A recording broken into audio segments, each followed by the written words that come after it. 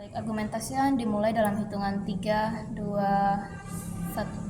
Oke panel, untuk menghindari ketergantungan pada mekanisme ekonomi biru yang terjadi status quo sekarang yang hanya akan mengakomodir sebagian kecil dari lapisan masyarakat dan akan melupakan sebagian besar dari masyarakat yang ikut serta dari bidang-bidang sektor lain yang dimana dapat membantu perkembangan ekonomi nasional ataupun perkembangan ekonomi negara, akan ikut terkesampingkan apabila penggunaan strategi ekonomi biru ini selalu terjalankan dengan jalan terhormat. Sehingga stance kami sangat jelas untuk tidak akan menggunakan strategi ekonomi biru pada negara berkembang dengan potensi maritim yang ada. Tetapi sebelum itu, mari memasuki poin setup kami dengan jalan terhormat, yaitu mari melihat aktor-aktor apa aja yang ada dari mus kita pada hari ini. 1. Ekonomi biru. Ekonomi biru adalah strategi pembangunan ekonomi nasional yang hanya akan mengandalkan sumber daya kelautan ataupun potensi maritim yang dimiliki oleh suatu negara. Dengan strategi ini adalah negara akan mengeluarkan segala upaya mereka yang hanya akan bertumbuh kepada sektor kemaritiman saja untuk mengembangkan ekonomi negara mereka dan akan mengesampingkan sektor bidang yang lain yang akan sangat egois untuk dilupakan dengan jalan terhormat. 2 adalah maritim. Maritim adalah sistem yang mengandalkan perairan ataupun kelautan sebagai aktor utama mereka yang sehingga dalam konteks emosi kita pada hari ini adalah ekonomi Dewan Jalan Terhormat.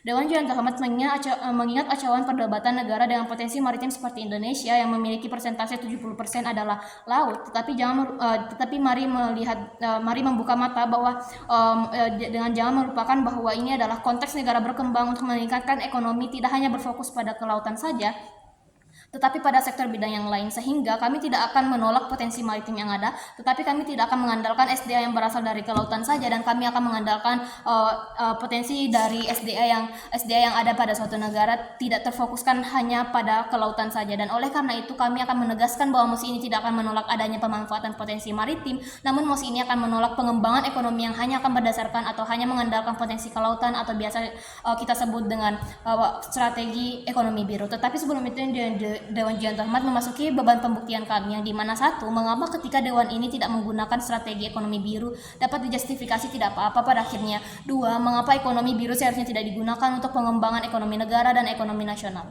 Oke, apabila kami dapat menjustifikasi semua elaborasi yang kami bawakan Dewan Jalan Terhormat, maka seharusnya pihak panel akan memenangkan tim kami. Elaborasi yang pertama adalah mengapa hal ini justifikasi tidak apa-apa pada akhirnya. Dewan Jalan Terhormat sadar atau tidak pada strategi ekonomi biru, mereka hanya akan berfokus pada kelautan saja, bukan. Mereka akan berfokus pada kelestarian kelautan saja dan akan melupakan sektor-sektor bidang lain yang seharusnya cukup penting pada suatu negara berkembang seperti sektor pertanian ataupun perkebunan, sektor kehutanan dan pengelolaan seperti mari mengambil seperti contoh Indonesia yang dimana pemerintahnya hanya akan fokus pada pelestarian kelautan saja, tetapi melupakan bahwa sektor pertanian dan perkebunan dari Indonesia juga cukup penting untuk mengembangkan ekonomi negara mereka. Hal ini akan buruk pada akhirnya ketika hal ini akan terus terjadi dan strategi ini akan terus dilakukan. Oleh karena itu kami membawakan solusi untuk mosi kita pada hari ini Dewan Jalan Terhormat, yaitu dengan menggunakan strategi kekeluargaan.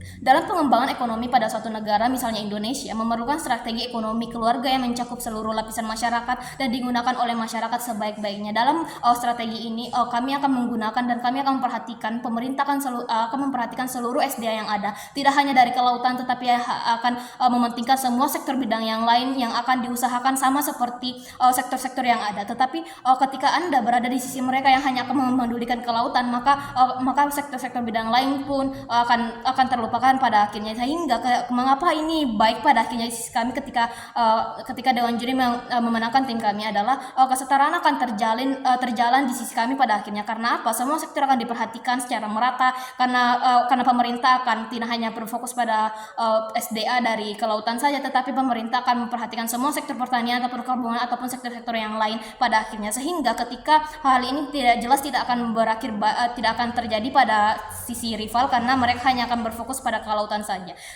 Oke, memasuki poin ketiga Dewan Jalan Terhormat, mengapa hal ini akan eksklusif baik di sisi kami? Karena sesuai yang kami katakan bahwa hal ini apabila panel ada di sisi mereka, maka Dewan Juri hanya akan melihat ketidaksetaraan pada sektor-sektor yang ada pada suatu negara, tapi di sisi kami akan terjalin kesetaraan.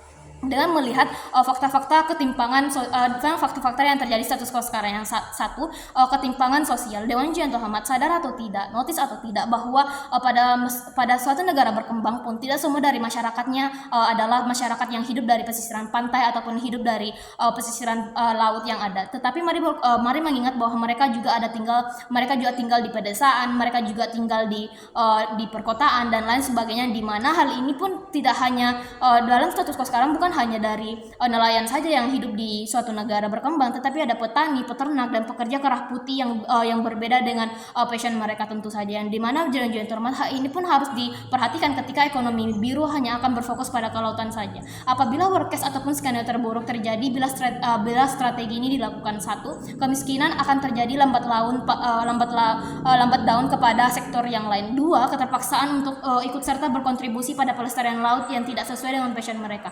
Oke, kami akan elaborasikan ini dalam satu visualisasi kami, yang dimana misal tetangga saya adalah petani yang pertaniannya memiliki potensi yang amat besar untuk pengembangan ekonomi negara, seperti penumbuhan umbi-umbian yang sangat segar untuk dieksplorkan terhadap negara lain. Tapi karena pemerintah yang hanya akan berfokus kepada potensi maritim saja, maka pemerintah akan tidak terlalu akan acuh pada tetangga saya untuk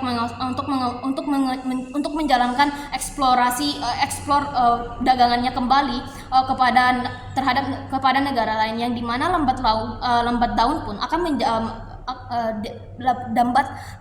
pun tetangga saya akan miskin pada akhirnya karena tidak adanya sumber ekonomi yang lebih baik untuk menaungi pertaniannya. Ini pun bahkan pemerintah pun tidak akan terfokus pada kerugian tetangga saya ini, karena mereka hanya berfokus pada sektor bidang kelautan saja, yang dimana akan Anda lihat di sisi rival, yang dimana hal ini yang kami sesali apabila keterpaksaan ini pun akan ikut untuk berkontribusi akan terjadi pada akhirnya. Tetangga saya pada akhirnya akan memaksakan dirinya untuk bergabung menjadi seseorang yang berkontribusi pada pelestarian laut yang merupakan bukan keahliannya pada akhirnya, yang dimana hal ini akan berakhir terhadap pemaksaan kepada masyarakatnya sendiri, karena mereka tahu bahwa apabila mereka berada di sektor pertanian ataupun sektor yang lain, maka mereka tidak akan diperhatikan, maka mereka akan ikut untuk untuk berkontribusi pada pelestarian laut, tetapi mereka mengetahui bahwa ini bukanlah passion mereka, sehingga hal ini akan menyiksa negara mereka sendiri. Sehingga ketika Anda berada di sisi kami,